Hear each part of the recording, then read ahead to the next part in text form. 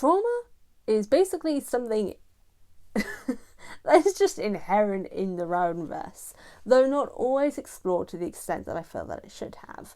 But everyone grows. And so I want to talk about the fact that Rick Riordan grew to understand how to present trauma and the significance of trauma in the Riordanverse. I don't know if that made sense, so let me explain.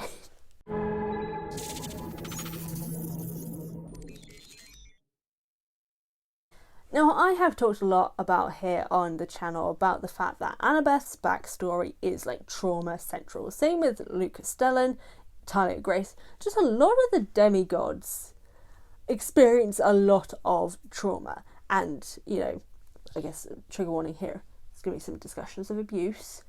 But they experience trauma, but whether it be physical abuse, emotional abuse, neglect, just various different things that in at least the initial couple of series, particularly the original 5, so Percy Jackson and the Olympians, a little bit of Heroes of Olympus, it was not done well. Specifically, actually, Percy Jackson and the Olympians, I think, has some of the worst presentations of trauma, or at least the worst responses to trauma. Now, you will all have heard how much I hate Frederick Chase, and also the way in which Rick Riordan presents Annabeth's trauma related to her family, in that Rick basically kind of says, oh, she may have misunderstood. Don't do that. No, no, no. Just because she is a child does not mean she misunderstood the very clear neglect she experienced that led her to running away at 7 years old.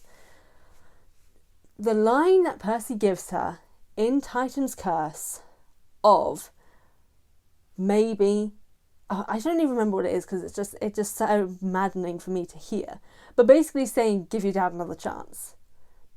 Maybe he's changed. I'm like, bro, you've met him for maybe like an hour or two max, and he even showed his true colours in that Annabeth was in life-threatening danger. They'd told him as such, and he forgot that she was in life-threatening danger because Zoe talked about the battle that he had laid out, presented on his table with figurines, and he got distracted asking her questions instead of, oh, I don't know, focusing on the fact that his daughter was probably going to die.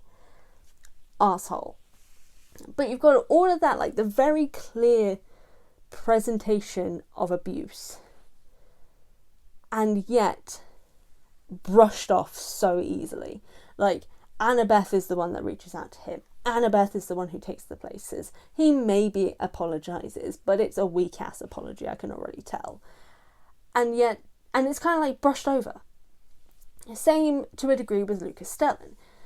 Though, unfortunately, in that case, May Castellan is presented in a very unhealthy mental health perspective, in the sense that obviously she's, you know, been affected by the mist and has these like episodes basically, and it's presented in a really, really bad light, especially with the language used specifically towards her. But then also we've got things like Gabe Ugliano.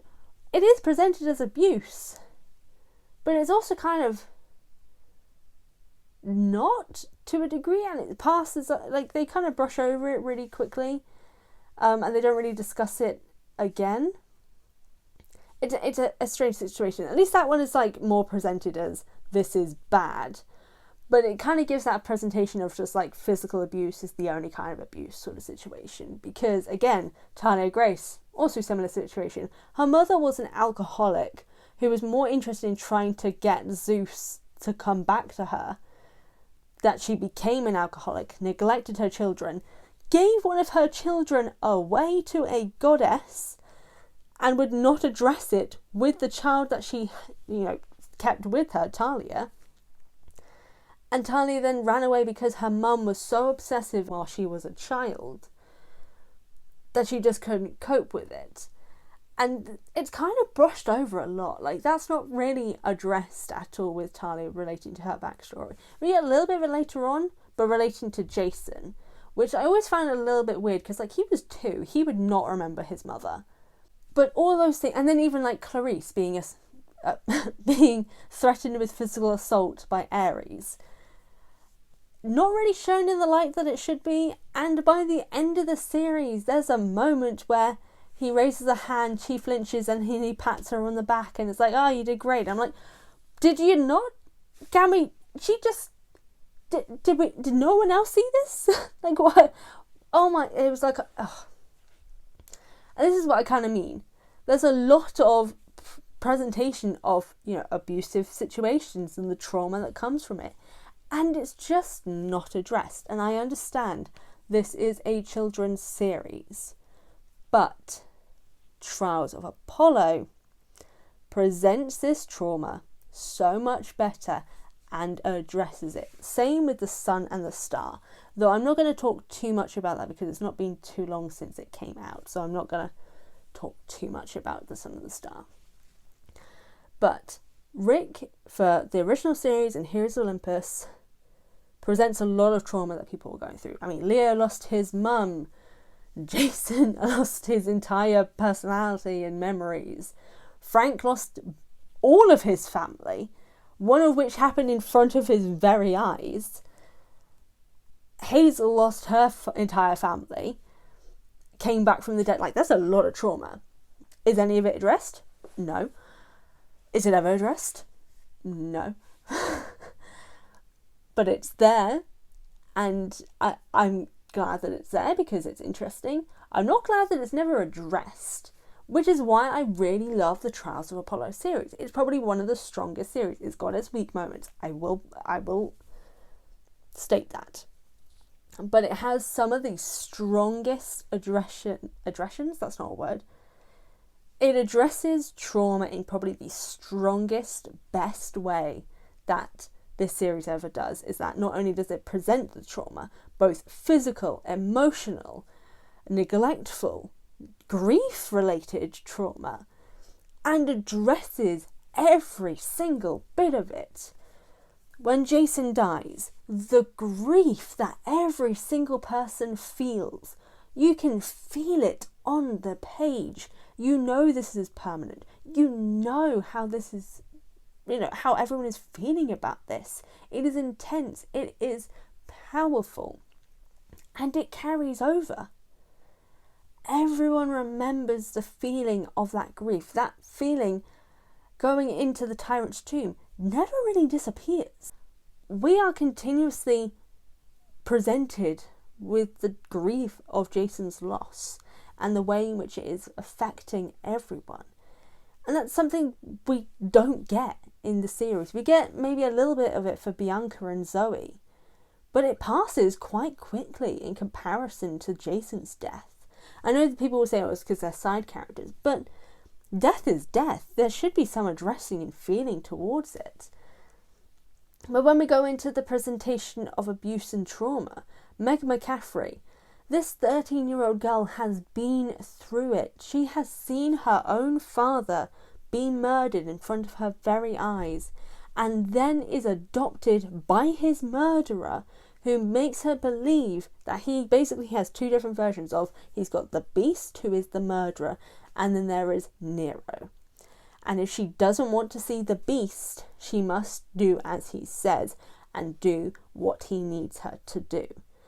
And because she is a traumatized young girl, she does it because she's afraid of this figure, this beast, because she is a child with trauma. And throughout the whole series, we see her go through basically the unpacking of this trauma of realizing that Nero and the beast are one in the same.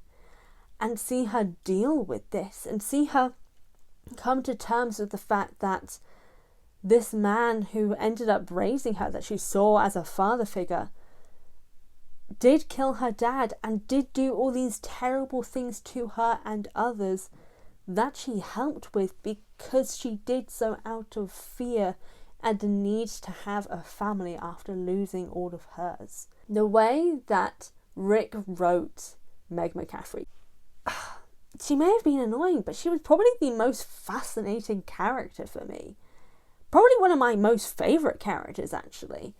And it's the same with Apollo. Apollo is also a victim of abuse from Zeus and his stepmother Hera and all these sort of things. But we see him go through and unpack all of the trauma that he's gone through with his father, but also unpack all the trauma he himself has inflicted on others and understand the harm that he has done. I mean, this was not Trials of Apollo. This was this is reparations of Apollo. Like, this man has done some terrible shit to lots of people. And the entire series is basically him going, finding all of these people, being like, I am really sorry. I was a twat. And he starts off continuing to be a twat at the beginning, not really seeing, that he's done anything wrong. And he grows throughout the entire series. He's still a dickhead at certain points. I mean, he's a god. Of course he's going to continue to be a dickhead. But we see him grow and understand the trauma he inflicted on others, the trauma that was inflicted on him, and just take all of this in and learn from it and use that to go forward to do better.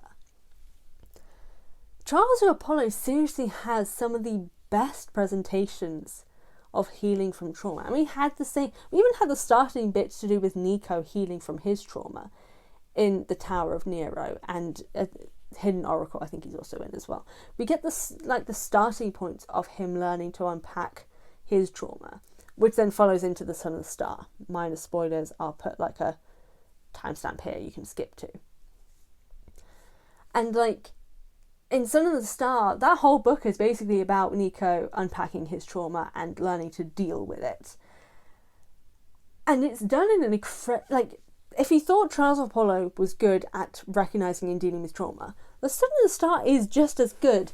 I think Trials of Apollo may have done it better. I admit, probably people aren't going to agree with me with that, but I think the Son of the Star showed the physical manifestations of trauma in a really interesting, innovative way, whereas Trials of Apollo did very much more the therapy unpacking sort of stuff. I think they both did really, really good job. I just kind of prefer the Trials of Apollo version. But maybe if I read the Son of the Star a bit more, another time at least, I'll come to love it a little bit more as well. But yeah, it's really interesting to see, especially as an author myself, by my books, the way in which Rick has grown through, just the fact that he presents trauma in very different ways than he used to, which was, here is a terrible thing. Did it actually happen? ? We're going to ignore it from now on. 2, here is the trauma. Here is the reaction. Here is the healing. And we love growth. That's what we love here. We love growth. And you can really see it in the way in which Rick has presented trauma. So it's been interesting. It's been inspiring. And I hope I can grow as much as a writer as Rick has. What do you all think? Do you think Rick's presentation of trauma did improve as his work went forward? Or do you think I'm just kind of grasping at straws here? Whatever the case, let me know in the comment section down below. I would love to hear your thoughts on this. Let me know what other videos you would like me to do about, maybe to do with Rick's progression or character progression. Whatever the case, let me know in the comment section as well.